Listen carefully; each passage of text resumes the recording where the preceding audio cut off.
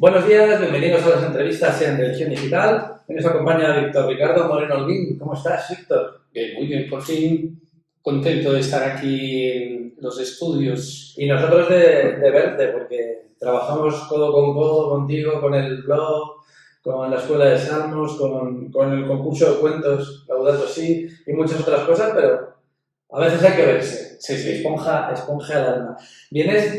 Estás en Madrid porque vienes y vas de Roma por distintas circunstancias. La última era el consistorio de cardenales, que tu arzobispo es uno de los Sí, será creado cardenal el 30 de septiembre.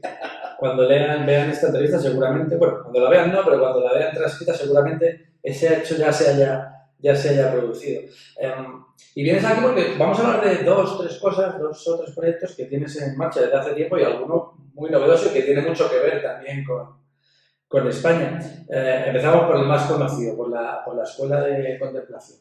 Háblanos un poco. Bueno, la Escuela de Contemplación surge de un proceso personal de transformación espiritual como sacerdote diocesano y la formación y la espiritualidad y la religiosidad como se suele vivir. Pero pues una situación personal de transformación me ha llevado a conocer primero el Zen. Y gracias a mi maestra Ana María Schluter pude adentrarme de otra manera a los místicos cristianos. De tal modo que entrando por la mística cristiana, la contemplación, la meditación en el cristianismo, en la Sagrada Escritura y demás, pues bueno, emergió lo que se llamó la Escuela de Contemplación Salmos, que es para promover prácticas meditativas y contemplativas en un contexto cristiano, católico, pero realmente muy universal. ¿Cuántas veces te han acusado de sincretismo? Bueno, todo el tiempo. El que quiera, pues que no. El que no conozca, pues va a hacer eso mismo, ¿no? Claro. Y creo que es un proceso natural para la adaptación. Así como los cristianos tuvieron que adaptar desde el comienzo fiestas paganas para cristianizarlas, pues bueno, los cristianos vamos entrando en este lenguaje. En el número 16 de la Carta sobre la Meditación Cristiana, después Papa Benedicto XVI dijo que muchos elementos de las otras tradiciones pueden enriquecer la oración cristiana y sin temor alguno se pueden utilizar. Entonces eso también lo he integrado yo. En un mundo que va tan rápido, la meditación casi paradójicamente se hace más necesaria que nunca. Y hay otras religiones, otros conceptos espirituales, utilizan mantras, utilizan otro tipo de cosas. Pues tenemos las herramientas de los salmos y como lo que hacen los CC y otros grupos que también utilizan otra serie de cantos y demás para poder entrar en conocimiento consigo mismo y con la espiritualidad que procede de Dios. Al final, si creemos que Dios está entre nosotros y que somos hijos de Dios, de alguna manera también podemos comunicarnos a través de nuestro cuerpo, de nuestra mente, de nuestra alma con Él. Sí, es todo un proceso de recogimiento, como lo llamaba Santa Teresa, de recogimiento interior y de entrada a la dimensión más profunda, que es el espíritu. Entonces pasamos de el claro conocimiento de nuestra corporalidad, porque no es una espiritualidad desencarnada, es una espiritualidad que reconoce muy bien nuestro cuerpo, las dimensiones del alma, los aspectos del alma, las inteligencias. Y ahora se llega a la dimensión más profunda y de silencio. Esto además nos lleva a una conexión con el cosmos y obviamente a una plena comunión con Dios. Diríamos que sería una experiencia cosmoteándrica, como la habla Raymond Panikkar. O sea, es una experiencia verdaderamente humana, de comunión con Dios, pero asumiendo todo el cosmos.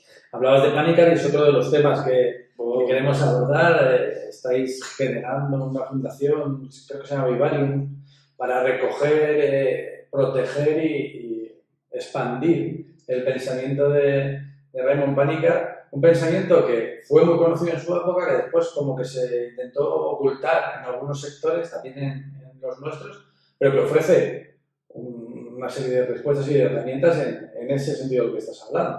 Raymond Panikkar mismo creó la Fundación Vivarium, Raymond Panikkar, que en este momento está presidida por Milena Carrara, y Milena con todo el proceso, con personas como Javier Meloni,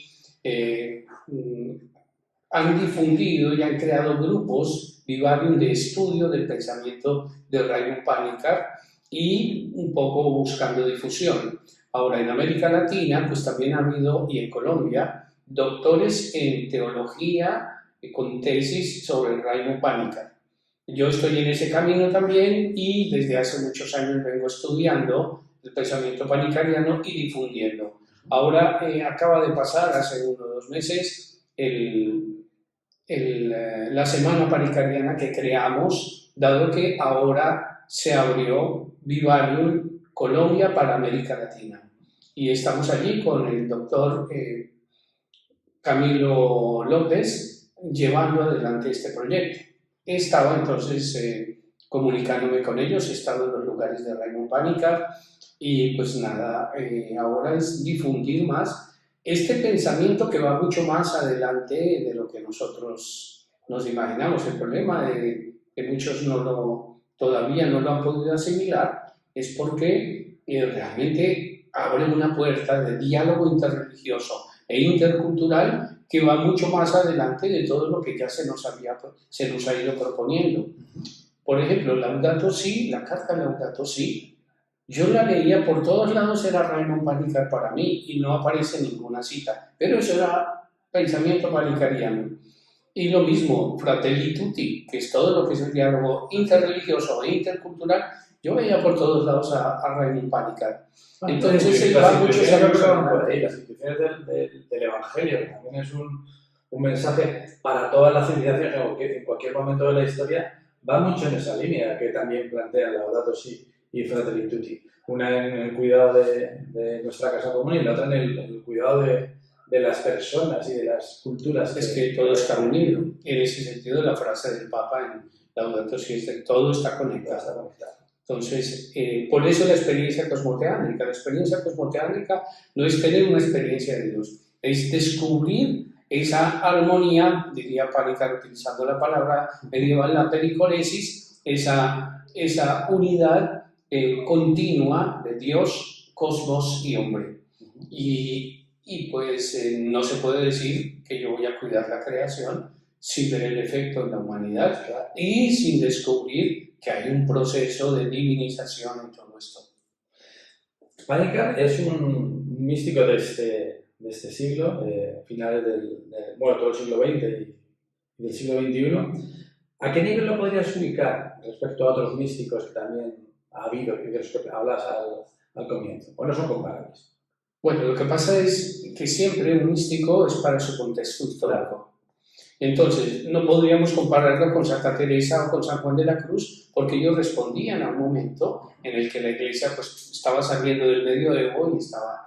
Raymond Panikkar es un hombre del Vaticano II, pero ya desde antes del Vaticano II él mismo estaba diciendo muchas cosas. De hecho, cuando comenzó el concilio, él ya proponía cómo es que el cristianismo no debería estar simplemente para llevar el pensamiento dogmático hacia otros pueblos, sino cómo ayudarles a reconocer la presencia oculta del Cristo, el Cristo oculto. De hecho hay un libro llamado así, El Cristo oculto del hinduismo, ayudarlos a descubrir cómo Dios mismo se está manifestando.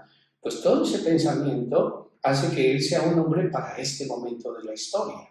Pero incluso puedo decir que todavía está muy adelantado para muchos, porque vamos nosotros a paso lento con Laudato Si, con Fratelli Tutti, etcétera, cuando él ya está mucho más adelante. Haber vivido su experiencia de retomar sus raíces, su padre era hinduista, su mamá católica, pero de pensamiento abierto, y curiosamente su mamá era la filósofa de la familia. Pues eso le ayudó a adelantarse, vivir en la India, asumir en su vida el budismo sin crear sincretismo, sin crear una mirada como una persona vulgar podría pensar, no, pues está mezclando todo y esto ya es infidelidad a la fe. No, al contrario. ¿Cómo podemos entrar en ese diálogo interreligioso e intrarreligioso Cuando yo viendo otra tradición, descubro y puedo interpretar más claramente aspectos de mi propia tradición espiritual. Eso en lo personal yo lo viví gracias al Zen. Yo pude descubrir eso que nunca me pudieron enseñar en el seminario y en otras experiencias religiosas, es qué era la contemplación y qué era entrar en el silencio de Dios. Eso nadie me lo había dicho cristianamente. En el Zen descubrí la puerta. El lenguaje homeomórfico del cual habla Raymond Panica, pues es un lenguaje que nos permite, gracias a adentrarnos en las palabras y en la vida de otras tradiciones, descubrir lo que va pasando también en nosotros. Hablabas de Laudato Si, hemos hablado mucho de Laudato Si. En muy poquito rato, el Papa Francisco publicará la que él mismo ha llamado segunda parte de Laudato Si, probablemente no como encíclica, sino como exhortación apostólica. ¿Qué esperas de esa segunda parte? Laudato Si es un proyecto cosmoteántrico. Lo utilizo en palabras panicarianas. ¿Por qué? Porque nada va a quedar por fuera. Ningún aspecto de la humanidad, ningún aspecto de las realidades humanas y de lo que estamos viviendo en este siglo va a quedar por fuera. Y mucho más con un trasfondo de presencia divina que todo lo envuelve, que todo lo une. Por lo tanto, será la confirmación de una mirada que el cristiano puede asumir como su propio proyecto de vida. Y esto lo digo con estas palabras porque cuando salió Laudato Si, y lo leí en un solo día, inmediatamente hice una carta al clero, eso lo tengo. Y aquí está un proyecto de vida que si lo asumimos realmente nuestra vida se transforma. Sería abrir una puerta para que las nuevas generaciones tengan clarísimo un proyecto de vida en donde nada va a quedar separado. Por el contrario, todo va a integrarse y en ese sentido va a ayudar a solucionar problemas tanto sociales como religiosos, como personales, como familiares, como de cuidado de la creación, como de comprensión de la realidad. Volvemos al todo está conectado. Recuerdo cuando leíste Laudato Si, automáticamente soñaste en hacer cosas y una de las cosas que surgieron fue este concurso iberoamericano de cuentos Laudato Si, que después se fue un poco más allá de cuentos y fue a muchísimas otras experiencias. ¿Cómo ha ido? ¿Qué perspectivas tienes? Bueno, lo primero es que fue un éxito completo el concurso de cuentos.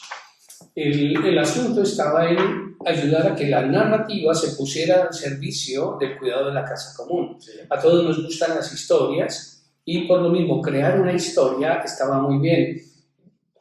Escribí el primer cuento Laudato Si, lo escribí por una relación especial que tuve con mi gata. Una gata especial que se llamaba Catalina y me ayudó a entender mucho más todo esto. Es el cuento con el que inicio este libro de los mejores cuentos. Y creo que muchos pueden hacer lo mismo, los niños en las escuelas, con dibujos, con narraciones simples, pero también hasta los profesionales de la escritura. De hecho, hay unos cuentos de profesionales muy buenos en este libro de cuentos Laudato Si. Y vamos a lanzar el segundo, con fuerza segundo, después de ya el documento que va a sacar el Papa Francisco. Yo que espero que sea la confirmación de un proyecto de vida no eclesial solamente, sino personal para quien lo asuma, pero también mundial.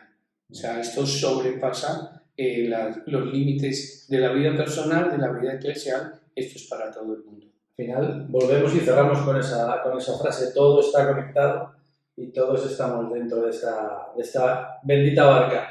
Víctor, muchísimas gracias. Esperamos que nos sigas contando de todos los proyectos y estar cerquita para que nuestros lectores también sepan de ello.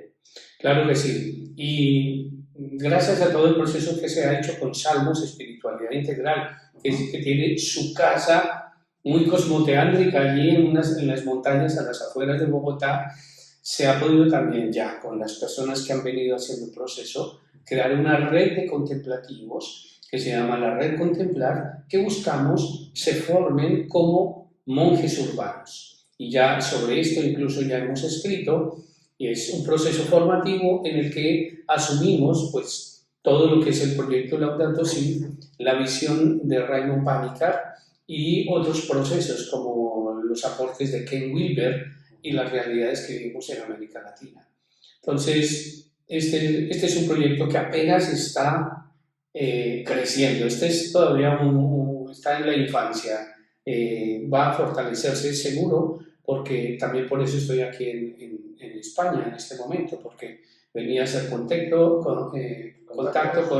con otras personas que vienen viviendo lo de Vivarium, pero vamos a ayudarnos mutuamente en todo este proceso. Y hay muy buenas ideas en América Latina, como las tenemos en SAMU, con la participación de muchas personas. Trabajaremos juntos. Me gusta lo de monjes urbanos. Muchas gracias, Víctor. Un placer y aquí te esperamos. Esta es tu casa.